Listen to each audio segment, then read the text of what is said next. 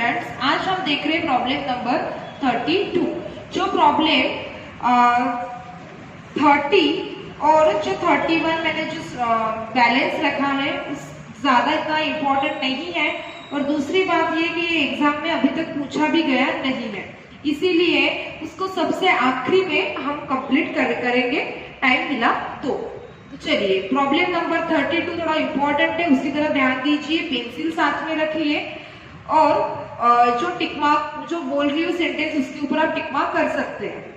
आगे, the practising chartered accountant now spend on an average rupees 2.50 per kilometre on taxi fare for his client work.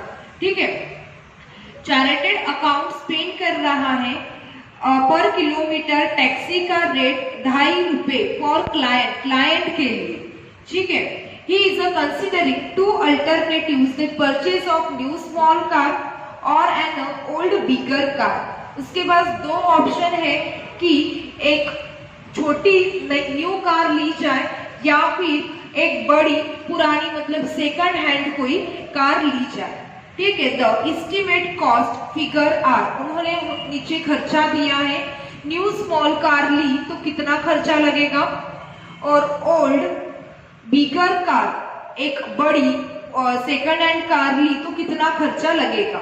और taxi अभी तक वो चला रहे हैं क्लाइंट के लिए, तो उसके पीछे पर किलोमीटर 2.5 रुपीज मतलब 2.50 पैसे, 2 रुपए 50 पैसे खर्चा पड़ रहा है। तो कौन सा पुराएगा, वो टैक्सी को ही कंटिन्यू करे या फिर कोई एक बड़ी सी सेकंड हैंड कार ले ले या फिर एक छोटी सी न्यू कार ले।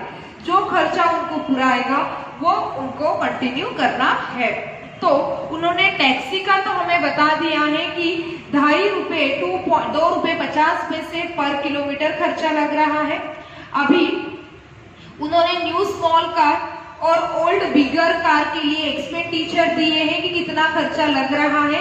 हमें कैलकुलेट करना पड़ेगा पर किलोमीटर हमें कितनी कॉस्ट लग सकती है। ठीक है, तो परचेज प्राइस दी है उन्होंने, new small car 84,000, old bigger car 40,000। उसके बाद स्क्रैप वैल्यू दी है और आफ्टर 5 ईयर 5 साल के बाद उसकी वैल्यू 34,000 रह जाएगी न्यू स्मॉल कार की, और ओल्ड बिगर कार की 8,000। रिपेयर एंड मेंटेनेंस, ये परचेज प्राइस और जो स्क्रैप वैल्यू दी उसका यूज होगा हमें डिप्रिसिएशन कैलकुलेट करने के लिए, वो लिखेंगे फिक्स्ड कॉस्ट में। Repair and maintenance cost, tax and insurance fixed cost, petrol consumption running, petrol price, petrol पर लीटर उन्होंने रनिंग में लिखने के लिए बोला है। तो उसके लिए उन्होंने न्यू कार को कितने खर्चा लगेगा, कितना पेट्रोल का कॉस्ट है, सभी उन्होंने प्रॉपर दे दिया है। आगे टेबल के नीचे देखिए क्या बोला है, he estimate that he does 12 kilometre annually.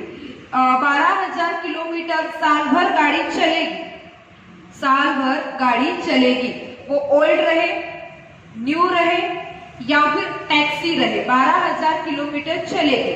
Which of 3 alternatives will be cheapest? ये तीनों में से कौन सी गाड़ी के पीछे मतलब टैक्सी के पीछे हमें कम खर्चा लगने वाला है वो हमें पता करना है। जिसके पीछे हमें कम खर्चा लगेगा, हम एक सेकंड हैंड गाड़ी लेते हैं तो 12,000 किलोमीटर उसको चलाएंगे। ठीक है, सेकंड हैंड गाड़ी का जैसे कॉस्ट कम रहती है पहले, मतलब न्यू वाली गाड़ी 1 लाख में मिल रही है तो सेकंड हैंड हमें 50,000 में मिल जाएगी, पर उसके पीछे अलग खर्चा भी लगता है, आप लोगों को भी पता होगा, तो वो बात ध्यान में रखनी है। और दूसरी बात, नई गाड़ी हम परचेज करते हैं तो उसके पीछे कितना खर्चा लगेगा वो, तो तीनों को कंपेयर करके देखना है कि कौन सी हमारे लिए सुटेबल है, जिसके पीछे हमें कम खर्चा लगेगा हम उसको कंटिन्यू करेंगे। If he is a practice expert and he has to be 19,000 kilometers per annum, उन्होंने ये बोला है what should be his decision।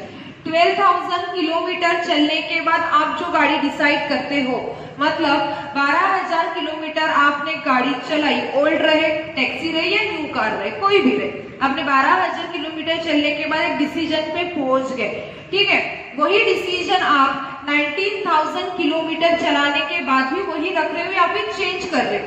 कभी कभी कैसे रहता है, हम जितने ज्यादा किलोमीटर चलाएंगे उतने हमारी गाड़ी की कॉस्ट कम होते जाती है, बराबर है ना। उसके जैसे आप भी देखते हो एरिया में आप अपनी गाड़ी को चलाओगे तो उसका एवरेज कम रहता है, और हाईवे पे आप चलाते तो एवरेज टोटली बढ़ जाता है, बराबर। वो सभी के कॉस्ट के ऊपर रहता है, क्योंकि यहाँ पे जो फिक्स्ड कॉस्ट है सिमिलर लग रही है, जितनी लगनी चाहिए उतनी दे रहे हैं।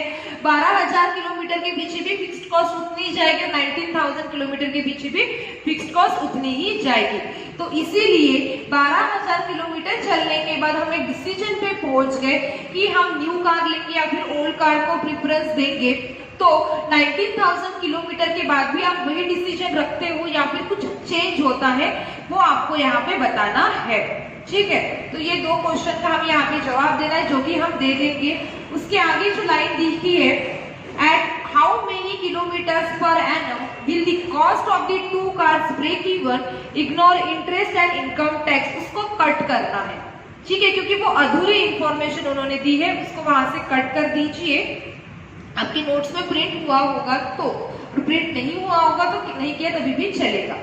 एट हाउ मेनी डिसीजन तक ही वो पॉइंट चाहिए। आगे अभी टेबल प्रिपेयर कर लिए होंगे आप लोगों ने, थोड़ा देख लीजिए मैंने किस तरह से लिखे हैं। Serial number, particular, new car, old car और टैक्सी। अभी पहले बेस पीरियड लिख लेते हैं। बेस पीरियड उन्होंने कितना बोला है, तो बेस पीरियड कैसे लिखेंगे, उन्होंने 12,000 किलोमीटर, टोटल किलोमीटर कितना पूछा है हमें, 12,000 किलोमीटर, और एक 19,000 किलोमीटर का उन्होंने क्वेश्चन हमें पूछा है। 12,000 किलोमीटर चलेगी तो कितना खर्चा लगेगा, 19,000 किलोमीटर चलेगी तो कितना खर्चा लगेगा। तो ये किलोमीटर कैसे है, साल भर के लिए है, एनुअली है, इसलिए बेस पीरियड भी क्या लेंगे हम, 1 ईयर, 1 साल लेंगे। तो एक एक करके हम सॉल्व करते जाते हैं, एक्सपेंडिचर लिखते जाते हैं। ये जो टैक्सी का पॉइंट है पूरा ब्लैंक रहेगा, क्यों, क्योंकि उन्होंने डायरेक्टली इसीलिए मैंने यहाँ पे बनाया है, क्योंकि सबसे आखिर में हमें कंपैरिजन करना पड़ेगा कि न्यू कार के पीछे पर किलोमीटर कितनी कॉस्ट जा रही है, ओल्ड कार के पीछे कितनी और टैक्सी के पीछे हम कितनी दे रहे हैं, ठीक है। तो टैक्सी में उन्होंने खर्च नहीं दिए, डायरेक्टली उन्होंने पर किलोमीटर कितनी फेयर हम चार्ज कर रहे हैं उतना उन्होंने वहां पे दे दिया है। अभी आगे परचेज प्राइस डिप्रिसिएशन कैलकुलेट करने के लिए यूज होगी, रिपेयर्स मेंटेनेंस में जाएगा और टैक्स फिक्स्ड कॉस्ट में जाएगा। इससे आपको क्या मिल जाएगा, टोटल कॉस्ट मिलेगी।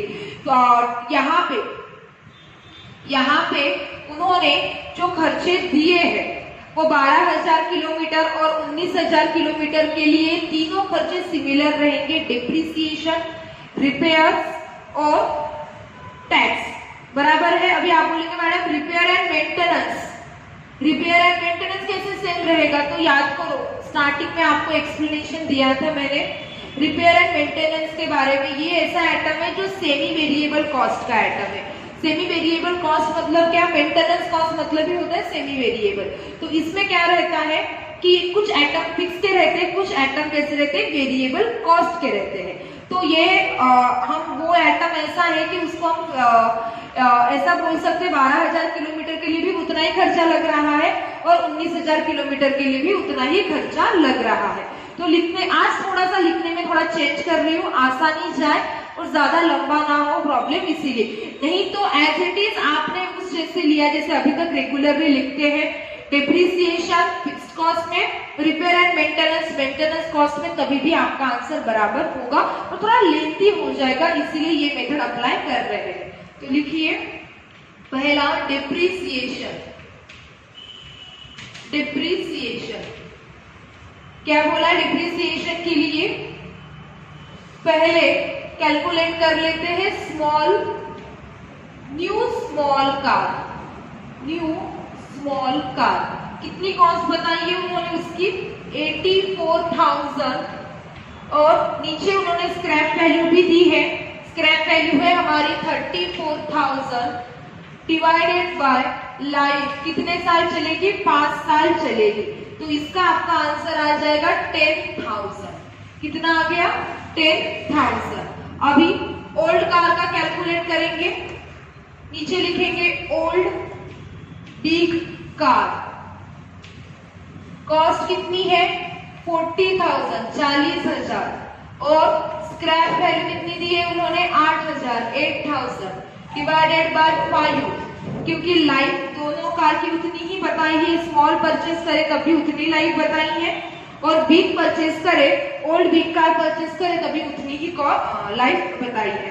तो इसका आपका आंसर आ जाएगा, कॉलम देखिए, ओल्ड बिग कार कैलकुलेट की है, सेकंड कॉलम में लिखना है आपको 6400, यहाँ डैश यहाँ डैश। क्या किया, डिप्रिसिएशन कैलकुलेट किया, मेथोडोलॉजी वही है, सिंपल और सिमिलर, सिर्फ न्यू स्मॉल कार की वैल्यू पहले कॉलम पे लिखी और ऑल ओल्ड बिग कार की वैल्यू सेकंड इस पे लिखी। थर्ड पे लिखने का कोई जरूरत नहीं है क्योंकि उसके एक्सपेंडिचर उन्होंने नहीं दिए हैं। उसके बाद नेक्स्ट पॉइंट है repair, point number 2, repairs and maintenance. आप बोलेंगे मैडम ये तो अलग आइटम है, एक इसमें लिखा तभी भी चलेगा क्योंकि कुछ सिंपल सिमिलर आइटम ही 3-4 आइटम ही उन्होंने दिए हैं, अलग अलग नहीं लिखा तभी चलेगा, क्योंकि क्वेश्चन में उन्होंने जो एग्जैक्टली पूछा है 12000 के पीछे कितना खर्चा लग रहा है और 19000 के पीछे, फिर आप उनसे गाड़ी को चूज करोगे, वो मेन क्वेश्चन है आज की प्रॉब्लम का। आगे नेक्स्ट क्या, रिपेयर एंड मेंटेनेंस मतलब servicing per annum 1800 new car और ओल्ड कार के पीछे कितना दिया है उन्होंने 2400। आगे third point,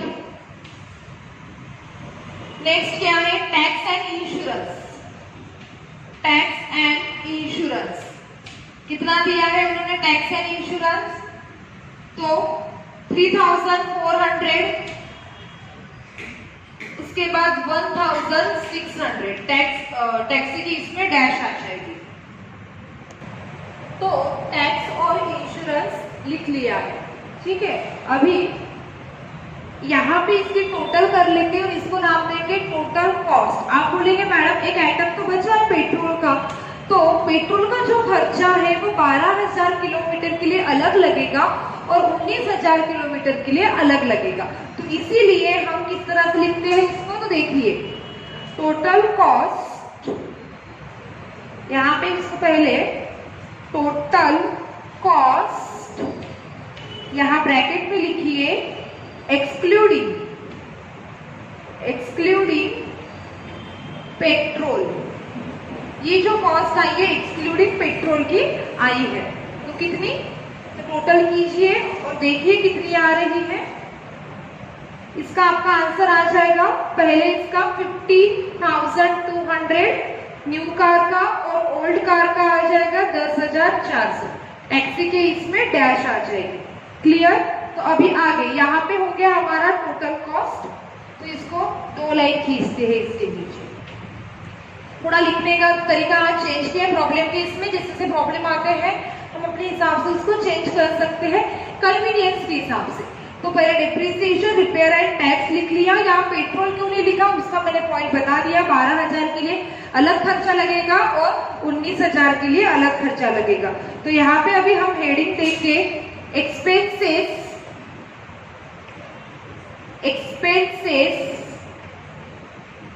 for 12,000 kilometre journey. Underline कर लीजिए उसको और नीचे पॉइंट लिखिए। फिर कौन सा एक्सपेंसेस है, पहला तो ये हमने टोटल कॉस्ट कैलकुलेट कर लिया है, यहाँ पे इस टोटल कॉस्ट में हम उस पेट्रोल को ऐड करने वाले हैं, तो यहाँ पे इसको हमने बंद कर दिया, ये अलग हो गया। अभी टोटल कॉस्ट हम यहाँ लिख रहे हैं 15,200, 10,400, इसमें हम उसको ऐड करेंगे किसको, तो पेट्रोल को। टोटल कॉस्ट लिख ली है हमने।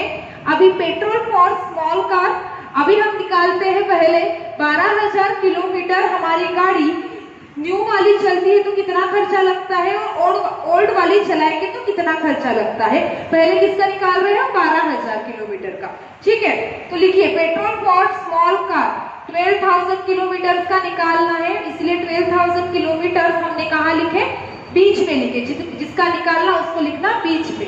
तो क्या बोला है उन्होंने, पॉइंट नंबर 5, पेट्रोल कंजम्पशन पर litre new small car 15 kilometre, 1 litre गाड़ी में डाला नई कार हम परचेज करने की सोचते हैं तो 1 लीटर पेट्रोल गाड़ी में डाला तो वो 15 किलोमीटर मतलब 15 किलोमीटर का हमें एवरेज देगी, माइलेज देगी।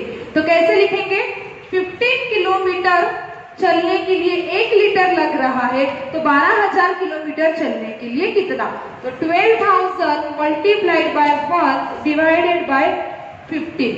इसका आपका आंसर आ जाएगा 800 लीटर। 800 लीटर आपको गाड़ी में पेट्रोल डालना पड़ेगा। तो पर लीटर अभी मार्केट में कॉस्ट कितनी बताई है उन्होंने, 8.5 रुपए, रुपीज 8.50, 8 रुपए 50 पैसे।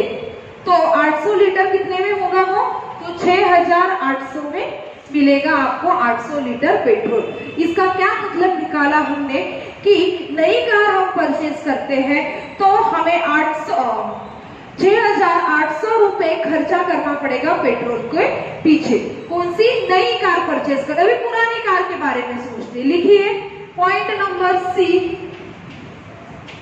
Petrol for old big car. Old big car, पुरानी कार को 12,000 किलोमीटर चलाएंगे तो कितना खर्चा आएगा। तो क्या बताया है उन्होंने, 1 लीटर पेट्रोल, फिफ्थ पॉइंट पे हूं मैं अभी, 1 लीटर डालती हूँ पुरानी गाड़ी में तो 8 किलोमीटर चलती है, तो 8 किलोमीटर चलने के लिए 1 लीटर पेट्रोल चाहिए तो 12,000 किलोमीटर चलने के लिए कितना, डिवाइडेड बाय 8। इसका आपका आंसर आ जाएगा 1500 लीटर। कॉस्ट उतनी बताई है, मार्केट में कॉस्ट तो सिमिलर ही है, 8.5 रुपए ही है। तो अमाउंट थोड़ा प्रॉपर लिखिएगा, इसकी अमाउंट यहाँ ना लिखते हुए कहा जाएगी सेकंड नंबर के कॉलम में 12,750। लिखते समय थोड़ा ध्यान दीजिएगा। अभी मैंने क्या किया, एक्सपेंसेस, खर्चा कौन सा लिखा, 12,000 किलोमीटर हमारी गाड़ी चलेगी, न्यू चलाते हैं तो 6,800 लगेंगे पेट्रोल के पीछे, और ओल्ड वाली चलाते हैं तो 12,750 लगेंगे। तो खर्चा हमने लिख लिया, तो हमने क्या कैलकुलेट किया अभी, टोटल कॉस्ट 12,000 किलोमीटर के लिए कितनी। अभी हमने कैलकुलेट किया ना, इंक्लूडिंग क्या है ये, including petrol charges, including petrol, बराबर। तो अभी क्या करेंगे, जो टोटल कॉस्ट निकाली थी उसमें ये खर्चे को प्लस कर देंगे। तो देखिए पहले कॉलम में हूँ 15,200 प्लस 6,800 कीजिए और चेक कीजिए आपका आंसर भी उतना ही आ रहा है क्या। आपका इसका आंसर आना चाहिए 22,000। 15,200 खर्चा होगा हमारा और उसके बाद 6,800 पेट्रोल के पीछे हमारा खर्चा होगा, तो 22,000 टोटल हमें खर्चा लगने वाला है। 12,000 किलोमीटर गाड़ी चलेगी तो टोटल कॉस्ट 22,000 हमें यहाँ पे लगेगी। नेक्स्ट, पुरानी गाड़ी को चलाते हैं तो कितना लगेगा, 10,400 प्लस पेट्रोल का 12,750, इसका खर्चा पड़ेगा आपको 23,150। टैक्सी के पीछे कुछ नहीं है, ठीक है। तो अभी हमने क्या कैलकुलेट कर लिया है, टोटल कॉस्ट कैलकुलेट कर ली है 12,000 किलोमीटर्स की। तो अभी हम देखते हैं कि पर किलोमीटर कितना खर्चा यहाँ पे लग रहा है। तो लिखिए पर किलोमीटर एक्सपेंसेस कैसे निकालते, वही हमारा टोटल कॉस्ट मतलब total operating cost divided by total kilometres. Total cost कितनी है, 22,000 डिवाइडेड बाय 12,000। इसका आपका आंसर आ जाएगा ₹1.83 और यहाँ पे 23,150 डिवाइडेड बाय 12,000। इसका आपका आंसर आ जाएगा ₹1.93 और टैक्सी का उन्होंने रेट दिया है ₹2.50। ठीक है। तो इस तरह से हमने क्या किया, 12,000 किलोमीटर के लिए 12,000 किलोमीटर गाड़ी चलेगी तो हमें पर किलोमीटर इतना खर्चा लगने वाला है। पहला कॉलम किसका है, न्यू कार परचेज करते हैं तब ₹1.83 और ओल्ड कार परचेज करते हैं तब ₹1.93 और टैक्सी को ही कंटिन्यू करते हैं तो ₹2.50 हमें खर्चा पड़ेगा। तो इससे हमने क्या डिसाइड किया कि सबसे कम कहाँ पे लग रही है, जब हम न्यू कार परचेज करेंगे तब हमें खर्चा कम लग रहा है। तो हमने डिसीजन लिया 12,000 किलोमीटर चलाने के बाद कि हम नई गाड़ी परचेज करेंगे, सेकंड हैंड गाड़ी नहीं लेंगे और टैक्सी को भी कंटिन्यू नहीं करेंगे। हमने क्या डिसाइड कर लिया कि हम नई गाड़ी परचेज करेंगे और उसको रन करवाएंगे, क्योंकि उसके पीछे हमारा चिपर मतलब कम से कम कॉस्ट हमें वहां लग रही है। कब डिसाइड किया, 12,000 किलोमीटर चलाने के बाद। तो इसका आंसर हमें मिल गया है, पर अभी हमें कैलकुलेट करना है 19,000 किलोमीटर चलाने के बाद भी हमारा डिसीजन वही है क्या। ऐसा रहता है ना कि हम ज्यादा किलोमीटर चलाते हैं गाड़ी को तो वो खर्चा थोड़ा कम होते जाता है, बराबर। तो इसीलिए 12,000 किलोमीटर चलाने के बाद डिसाइड कर लिया, वही डिसीजन कांस्टेंट रहता है या चेंज होता है, चेक करते हैं। अभी हम लिखेंगे एक्सपेंसेस फॉर 19,000 किलोमीटर। यहाँ हेडिंग दीजिए, ये इसको बंद कर देती हूँ, ठीक है। और यहाँ हेडिंग दीजिए, 2 लाइन कीजिएगा यहाँ पे, एक्सपेंसेस फॉर 19,000 किलोमीटर जर्नी। 19,000 चलाएंगे तो कितना खर्चा यहाँ पे लगेगा, 19,000 के पीछे पेट्रोल का ही खर्चा चेंज होने वाला है। टोटल कॉस्ट हमारी उतनी ही रहेगी, 15,200 और 10,400। सिर्फ क्या चेंज होगा हमारा, तो फिर से भी लिखने की जरूरत नहीं है क्योंकि हमें टोटल कॉस्ट तो उतनी ही लगने वाली है। डिप्रिसिएशन भी उतना ही जाएगा, रिपेयर एंड मेंटेनेंस और टैक्स और इंश्योरेंस भी उतना ही जाएगा। तो यहाँ लिखेंगे a point, total cost. Total cost कितनी है हमारी, टोटल कॉस्ट तो 15,200 न्यू कार की और ओल्ड कार की है हमारी 10,400, टैक्सी की इसमें डैश। तो चलिए लिखिए पेट्रोल पॉइंट बी। इसका निकालते पहले पेट्रोल का खर्चा हम लोग, petrol for new small car. New small car change कहाँ पे होगा, ज्यादा चेंज नहीं होने वाला है। यहाँ पे सिर्फ 12,000 की जगह क्या लिखना है, हमें 19,000 लिखना है, बाकी हमारी सिमिलर ही रहेगी। 1 लीटर तो जितना एवरेज दे रही थी, 15 किलोमीटर चल रही थी, उतनी ही चलेगी। सिर्फ 19 किलोमीटर चलाने के बाद कितना खर्चा लग रहा है, तो सिर्फ उतना ही चेंज यहाँ पे होगा। 15 किलोमीटर के लिए 1 लीटर तो 19,000 किलोमीटर के लिए कितना, इसका आंसर कैलकुलेट कीजिए, वो आ जाएगा आपका 1,267 मल्टीप्लाइड बाय 8.5 रुपए।